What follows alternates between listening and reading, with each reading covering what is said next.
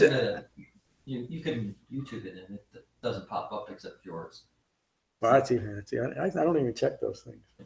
I'm going to check it. I was very distracted in my meditation thinking about that. This is really just another. It's just another great sutta. I think I say that every class, don't I? But it speaks to just the common problem. I don't think I've ever had a student that didn't talk about this, or in one way or another, about their uncertainty or their confusion, even the lethargy that sometimes comes, and often. What Tissa is talking about here is what stops people from coming back here and continuing with their Dhamma practice in general, because they get caught up in those views that it doesn't provide immediate relief. But often, and you'll see how the Buddha redirects Tissa back to the Dhamma. It's because of an incorrect way of developing the Dhamma that leads to those types of feelings. And of course, the modern influences that are around today that everybody else is doing it. The Buddha was at Savatthi in Jita's Grove, Anathapindika's monastery. Tissa, a monk in the Sangha, was distressed. He told a group of Sangha members, "Friends, I feel lost and uninspired. My mind is cloudy and overwhelmed. I am lethargic. I find this life unsatisfying. I am uncertain about the Dhamma." So this first line points to the importance of a well-focused Sangha, because it is Tissa's Sangha, the original Sangha, that understands enough of the Dhamma to point Tissa back to who can teach him the best, the Buddha.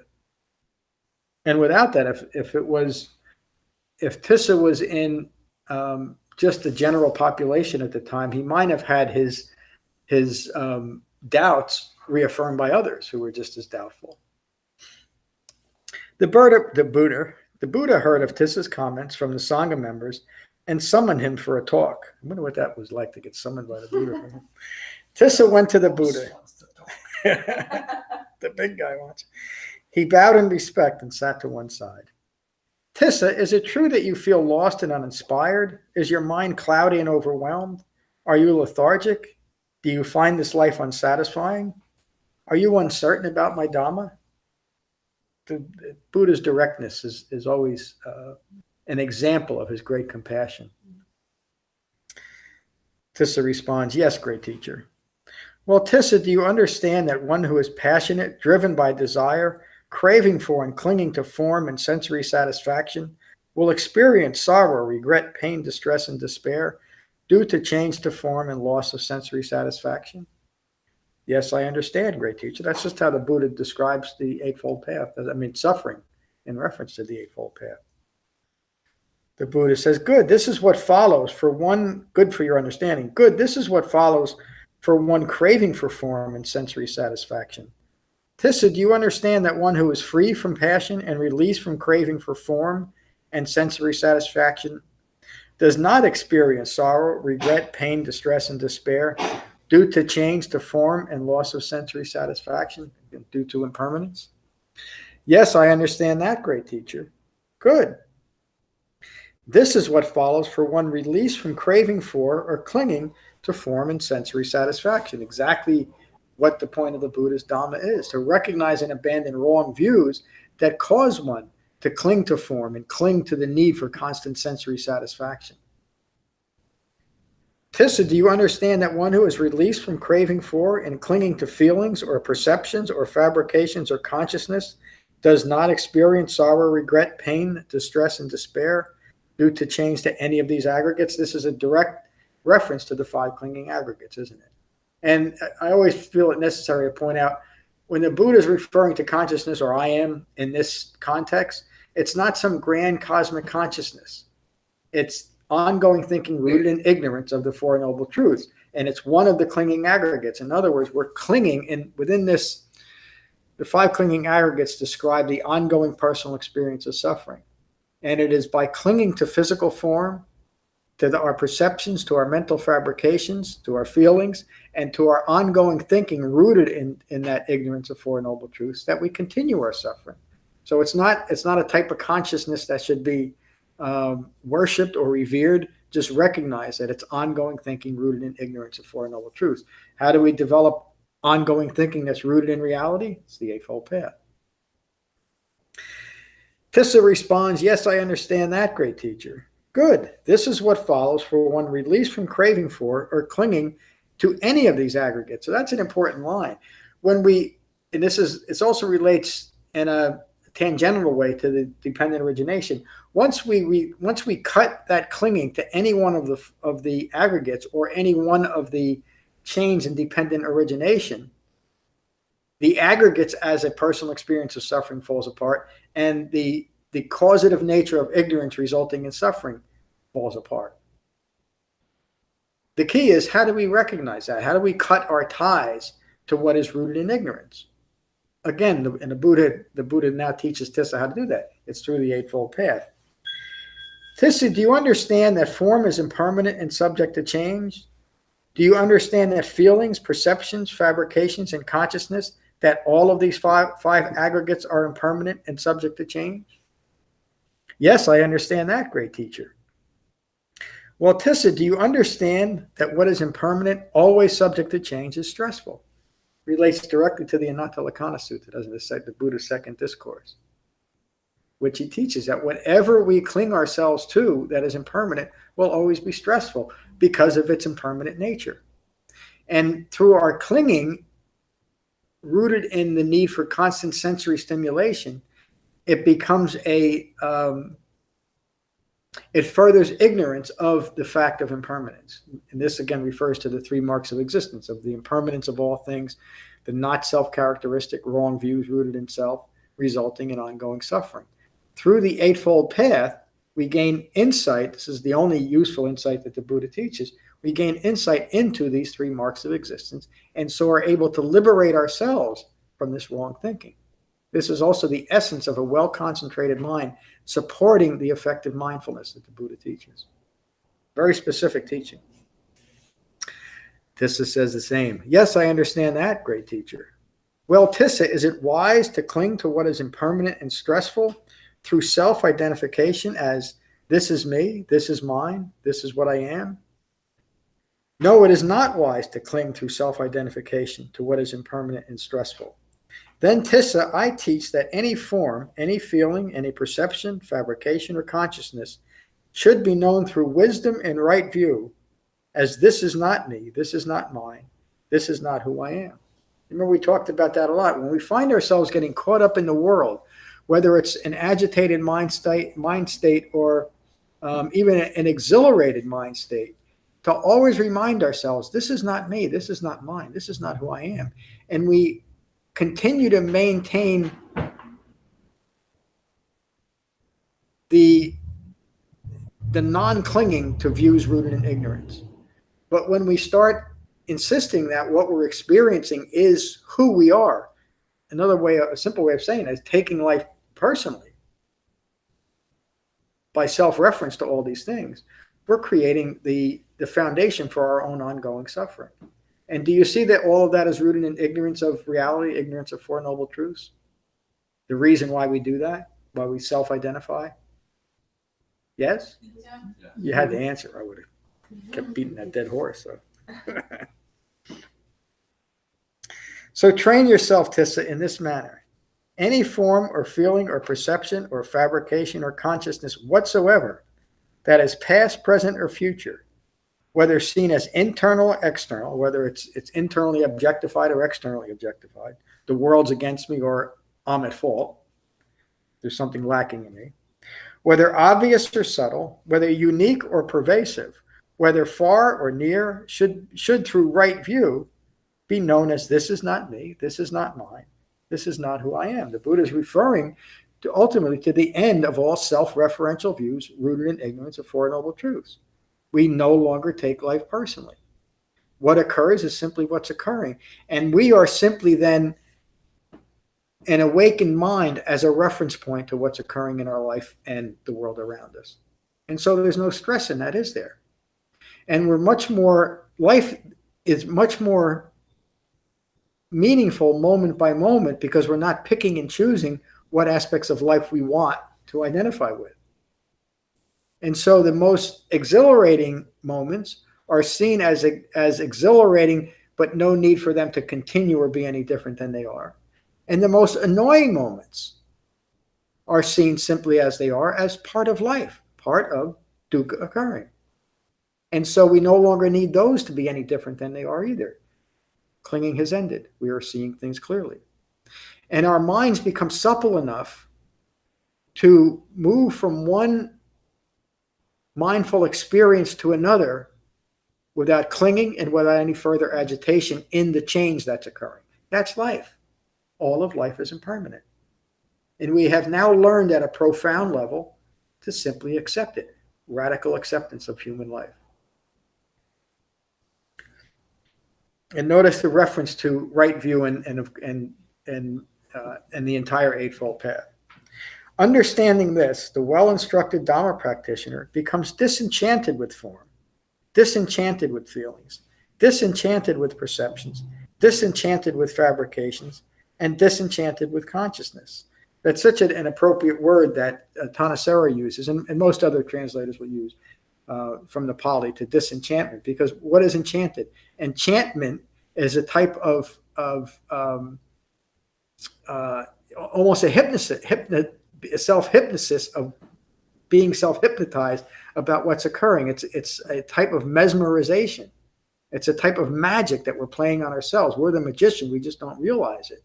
We are enchanted by what we've created in our own minds. And because we are enchanted, think about anything that you are enchanted with, you're not going to let go of it, are you? Because it's mine. It's my enchantment. Well, and this is where people feel that the Buddha is getting very negative or nihilistic by saying we should be disenchanted with the world. There's a very subtle difference between what the Buddha is teaching and a blanket statement like that. We should be disenchanted with the things that cause our own confusion, delusion, and suffering. Those are views. Those are wrong views rooted in ignorance of Four Noble Truths. This is what we should be disenchanted with. Why? Because it creates suffering for our lives. And he's not saying withdraw from the world. He's saying just don't be enchanted. Yes, well, but he's also saying don't be entangled in the world, because the result of that entanglement is enchantment with the world. So again, it's a fine point to be. Probably the best way of saying it, a phrase you all have heard, is to be of the world but not in the world. Mm-hmm. And that's exactly what the Buddha was upon his awakening, wasn't he? He spent the last 45 years as an awakened human being, of mind fully mature, deeply involved in the world, but not entangled in the world at all.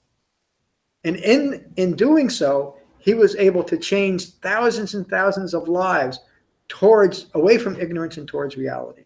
And I say it so often, the most remarkable thing to me in my life is that these teachings are still here, still effective, and they're still available to us. And they're here right now. From disenchantment, passions fade away. Dispassionate, another word for dispassionate is not taking things personal. Dispassionate, the well-instructed Dhamma practitioner is released from clinging to wrong views. With release, they know through direct experience, I am released. You know that you've accomplished this. You've done this. Why? Because you're not taking this on faith. You're not following along once a week and listening to someone tell you how you should act and how you should be. You're developing the direct experience of becoming rightly self-awakened as another human being has done, the Buddha. Released through their own efforts, they know that birth is ended, life integrated with the Eightfold Path has been completed. I always have to qualify that. That's almost always, I would say always translated in the holy life has been lived. But to me, it is a wholesome integration of the entire Eightfold Path, a life well integrated in the Eightfold Path. That is the reference there. Life integrated with the Eightfold Path has been completed. There is no further clinging to the world. Friend Tissa, think of it this way. Imagine two men, one skilled in the Dhamma and one not skilled. The man unskilled in the Dhamma asked the skilled man to describe the Eightfold Path. I love this metaphor. The skilled man would answer, the path is like this. You walk along and come to a fork in the road. You avoid the left fork. I had a great description. You avoid the left fork and take the right. You walk further and come across a thick forest. Further still is a swamp. Let's not talk about draining the swamp. Even further, you come along a steep cliff. Continuing on the path, you arise at a delightful place of spacious and level ground. I tell you the story to teach you that the unskilled man is an ordinary person with no knowledge of my Dhamma. The skilled man is a worthy and rightly self-awakened one. The fork in the road represents uncertainty. The left fork is the wrong, and the Buddha uses the word, at least in the translation, it's the wrong Eightfold Path, just to signify that even though a path might seem wholesome, spiritual, religious, a lot of other people are doing it, it still can be a wrong path if out of confusion we take the left fork rather than the right fork.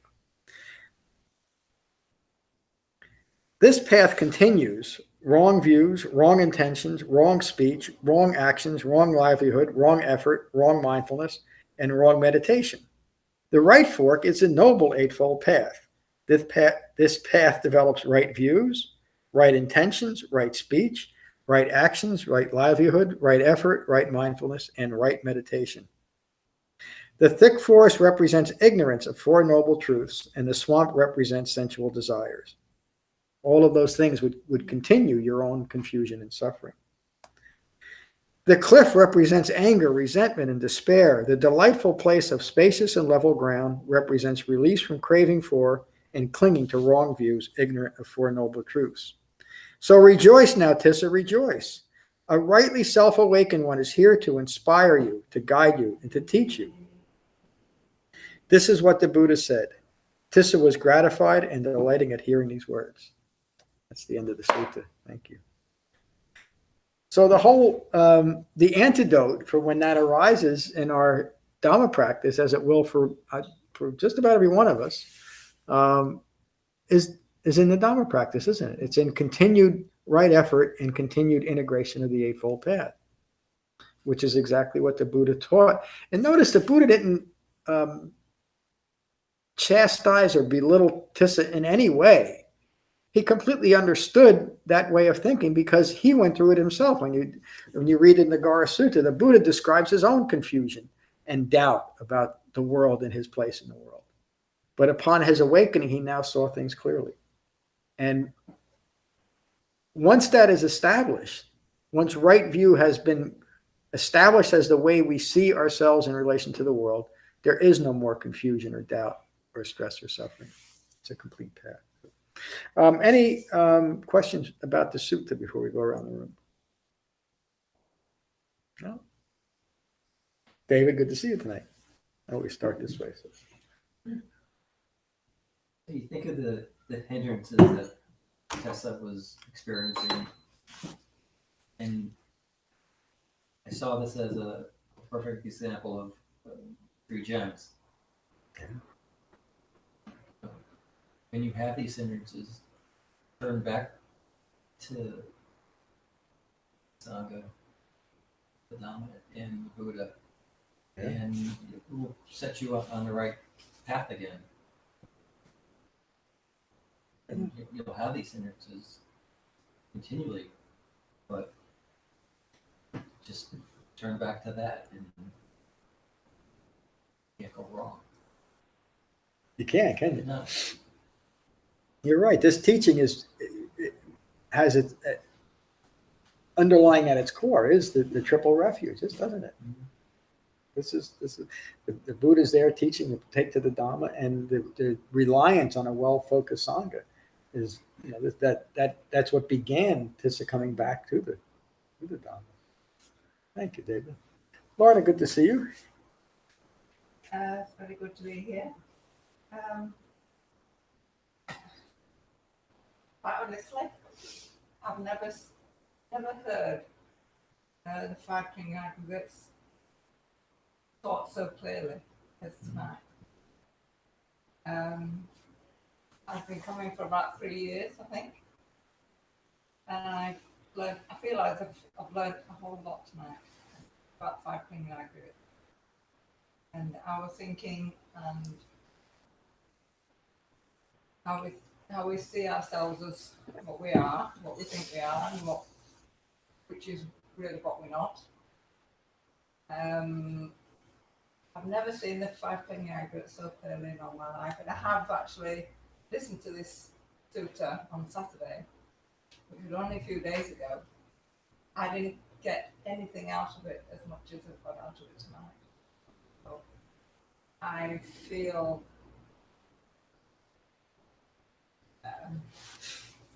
so much more knowledgeable about the task that we have with the task that we have is to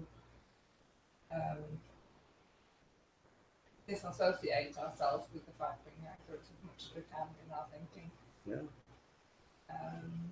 And that's the task that we're not who we think we are. I was just a little bit surprised with actually just probably the last sentence that he said.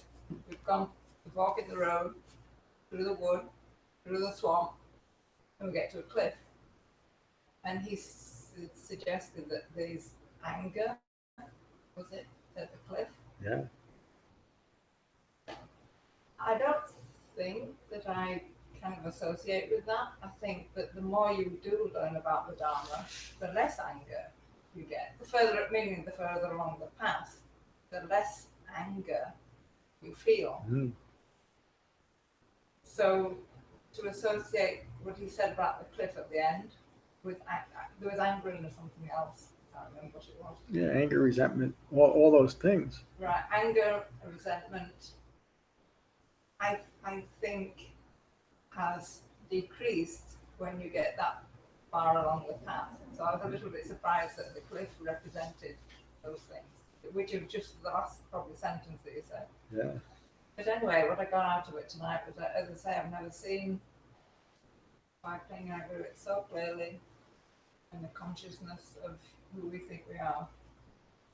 Or who we think we are, not who we are, what we really are. We're really none of those. They're just like figments of our imagination. That's all they are. Yeah. Got that. What I got. For 3 years. That's, Hey! that's great insight. Yeah, congratulations. But you point to such an important aspect of the Dhamma, of continually developing the framework of the Eightfold Path, and then things fall into place. It was by what you've cultivated for the last 3 years that allowed you this great insight tonight, and you heard it for the second time in a few days. That reference to the cliff, it is interesting where it comes in the story as metaphor, but I think what the Buddha's making a point of is that at any point along the path, it is these strong emotions that can affect us like falling off a cliff, and to be wary of them. And he concludes this by saying, and always come back to the path when it occurs.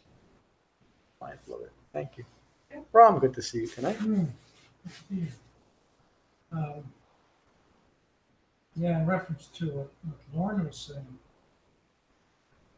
I kind of came to this thinking that I did have a lot of anger.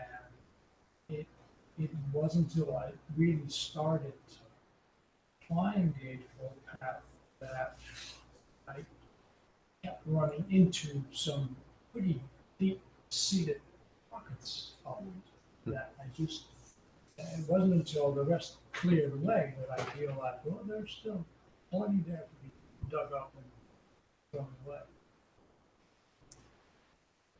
So I'm not surprised to see that cliff towards the end, because I think, at least myself, I have a tendency to hide that.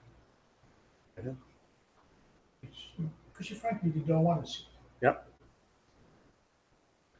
So it's not until you've been working on your personal integrity and you keep as honestly as possible looking at your own actions and comes out of your mouth and how you treat people. And you realize that there's still some anger left there, and you should really treat it like the smallest transgression. You should root it out. It will get in the way. Oh, yeah. it's such a basic emotion, but and where does it come from? Where does any type of anger comes from? It comes from wanting something or someone to be different than they are, and usually it's wanting ourselves to be different, like frustration with ourselves, and it leads to that. Again, it's great insight. Thank you, Kevin. Good to see you tonight. Good to see you, John. Thank you very much for this talk. It's very, for me, this talk and the one you gave last week, Shamatha-Vipassana Sutta, sort of, I mean, just feel it throughout this whole the whole sutta. It's just very, very clear to me.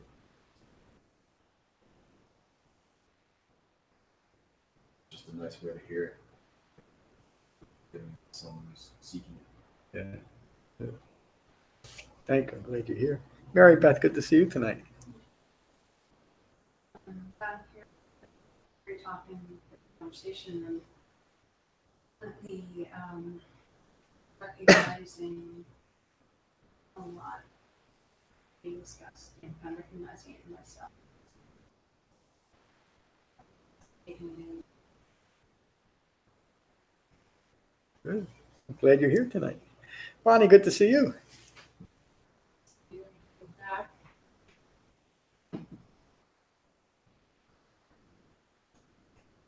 I love the visual of the story. I think this is one of the sometimes it's not so clear, but there's metaphors that are obscure.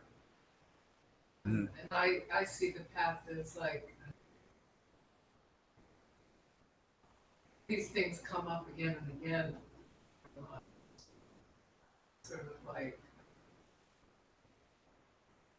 and I think that the Eightfold Path then helps me to be able to working on it so that you see when it arises, because if the anger comes from the same place as the sorrow or longing or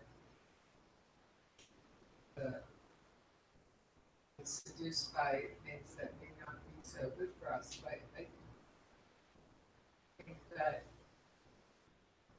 this point where I am, things still arise, and then I have a choice about how I deal with it. Yep. That there are things that, I think it's important to recognize, especially when the anger comes up, when it comes up, so that it doesn't become a bigger and bigger and bigger problem. I think it's honest. And we don't get taught how to be angry. That's right. We don't. Nobody says that was great. Yell at me again. But so I think the task is how to express it, right speech, attention, and hopefully with somebody's really important with love.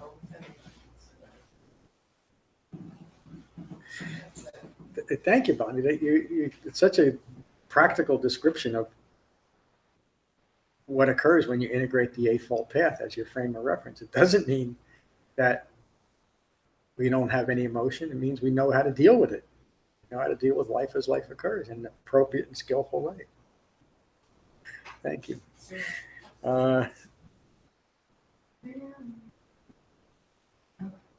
Oh, I see. I'm sorry. Thank you. Mary, it is so good to see you tonight. I'm a large family. Someone said, which one are you? Yeah, so you're used to that. Please share your insight. Well, when I first started this on Saturday, I actually had to listen to it several times because I felt like my reaction to it was like, he's just telling him what he already knows, right? He's repeating what it's about. So I actually had some irritation with that. It's like when David is explaining something to me and he uses the exact same words. And I have to say, it's not that I didn't hear you. I don't know what you're saying. Could you rearrange the words? And so I felt like he was saying what was already commonly known. And so at the end of it, I was like, well, I really felt, how was that helpful? You just got lectured by the Buddha about stuff you already knew, but then I listened to it more and opened myself up to it. And part of what besides that, yes, that's exactly right. It's all about coming back to the Eightfold Path. And the metaphor was helpful there. And as David said, the three jewels. But I also, just a reminder that your, relationship to impermanence is causing your suffering. Yeah. It's such a basic concept, but not a basic concept, one that I need to understand a little bit better. That was also something that came out after I listened to it, a couple more times. And for Tissa too, it may have been like, he would have heard this 1,000 times too. And then finally, sitting in front of the old man himself, Yeah. Yes. boom. He was talking about not being satisfied with this life that he was leading. Yeah. And I think the Buddha was just pointing toward this is what following that path can bring. Not this blind ignorance that maybe if you left the monastic life, look what you're bringing yourself open to again. Is that repeated cycle of dukkha. Yeah. And always pointing him back to the path. But he also mentioned the five clinging aggregates, and perhaps it was Tissa who finally heard it that time. You didn't finish, Mira. I'm sorry. Well, no, I mean, I really like the metaphor. I remember the first time I experienced the idea that you go left or right, in every moment and every day, and every choice that you make, you can take, what is the known path or something that's more familiar to you, or easier, or more delightful or enchanting, where you can take the right path, which will guide you through, those moments of, delusion or anger or those things, that are on the path. Like many suttas, it gets right to the heart of the matter, and it is everything in the Dharma is right here in these suttas. So it's very good. Thank you. And that the metaphor is very similar in what it's teaching to the Kalama Sutta. Don't be confused by what other people are doing. Don't be confused about the path that you're on. Recognize that it's not developing release, and take the right fork through the Eightfold Path. And the Buddha continually does come back to that. He didn't teach anything that was ambiguous in any way. And he really didn't leave much up to choice, did he, as far as developing the Dhamma? You either integrate and develop the Eightfold Path the way it's taught, or not. Or not is okay too. Siddhartha took no offense by the people who wanted to do something else. Siddhartha became the Buddha. But if you want to awaken as the Buddha teaches, you take refuge in the Buddha, the Dhamma, and a well-focused Sangha. And that's really everybody's choice. And not everybody makes that choice. And that's okay. But you can't expect to develop the Dhamma by altering it or dismissing it and then be upset about it. Come back to it. And so Tissa ultimately was coming up against his own aversion to true insight, wasn't he? He didn't really want to see it. And that tenacious holding on to wrong views in general is what brought Tissa to that point where he was uncertain and full of lethargy and questioning everything, and certainly dissatisfied, disappointed with the life. How could you not be if you really weren't able to make that leap from resistance to change to joyful engagement with the Dhamma? And so we heard this brief teaching by the Duda. Oh, no wonder I missed you. He heard this teaching by the dude. It's a good thing this isn't religion, because that would be sacrilegious to talk that way. But he heard this brief teaching by the Buddha, and it simply cleared his mind about what he was doing and how to do it. And as the sutta concluded, it worked. The dude struck again. Sure, please. When the Buddha speaks of Do the vibe. the rising and passing away, what is he really referring to? Five clinging aggregates, the thoughts around the five clinging aggregates, the rising and passing away, but we have all these feelings and emotions rising and passing away throughout our day, which we get caught up in and believe in. So is that really the rising and passing away that he wants us to look at? Yes. Or is it the rising and passing away of phenomena? It's Yes. not, is it? It's the, Yes. the first one. Both of them. All in Yes, there. and it depends on what's appropriate in the moment. So the overall teaching on five clinging aggregates is each one of those aggregates is impermanent, so it can't be me. And to see that clearly. And also, when we're stuck in an objective view, when our view is outside of the body, to recognize it's focused on something that is also impermanent. But ultimately, all of that is one thing. It's a wrong view, isn't it? And it's experience. This is where some of the confusion comes from, even understanding the five clinging aggregates initially. All it is describing our human life. Why is it so difficult? Well, it's because of our internal ongoing strategy to ignore our own ignorance. We simply can't see what's in front of us because we don't want to. But as we integrate the Eightfold Path, we're able to have these breakthroughs and see, oh yeah, this is what the dude's teaching. This is, and everything that, when you understand the five clinging aggregates, then you realize that everything you've used to describe and define a permanent self is impermanent. It's a wrong view. Become disenchanted with the view. Let go of the view. And what's left? Then we are no longer clinging to form, feeling, perceptions, mental fabrications, or wrong thinking, consciousness. We don't cling to them. They're still present, aren't they? We still do have a form. We still feel, we still think, we still perceive, and we still, up to a point, create fabrications. But we no longer insist that defines our life or our experience in our life. We're liberated. We're liberated from what? From our own wrong views by seeing these things. So sometimes it's just the verbiage that is so different from what we're looking at or seeing ourselves is difficult to integrate to. But it's all there, isn't it?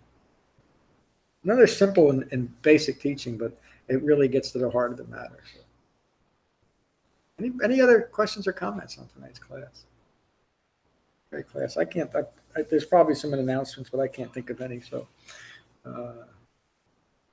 we'll finish with metta, as we always do. Find your relaxed meditation posture. Gently close your eyes and gently close your mouth. And again, take a moment to become mindful of the sensation of breathing in your body, your in-breath and your out-breath. And these are the Buddha's words on metta from the Karaniya Metta Sutta. This is what should be done by one who is skilled in goodness and who knows the path of peace. Let them be able and upright, straightforward and gentle in speech, humble and not conceited, contented and easily satisfied, unburdened with duties and frugal in their ways, peaceful and calm and wise and skillful, not proud or demanding in nature. Let them not do the slightest thing that the wise would later reprove. Wishing, in gladness and in safety, may all beings be at ease. Whatever living beings there may be, whether they are weak or strong, omitting none, the great or the mighty, medium, short, or small, the seen and the unseen, those living near and far away, those born and to be born, may all beings be at ease. Let none deceive another or despise any being in any state. Let none through anger or ill will wish harm upon another. Even as a mother protects with her life her child, her only child, so with a boundless heart should one cherish all living beings. Radiating kindness over the entire world, spreading upwards to the skies and downwards to the depths, outwards and unbounded, freed from hatred and ill will. Whether standing or walking, seated or lying down, free from drowsiness, one should sustain this recollection. This is said to be the sublime abiding. By not holding to fixed views, the pure-hearted one, having clarity of vision, being freed from all sense desires, is not born again into this world. Thank you all for a wonderful class tonight. Peace.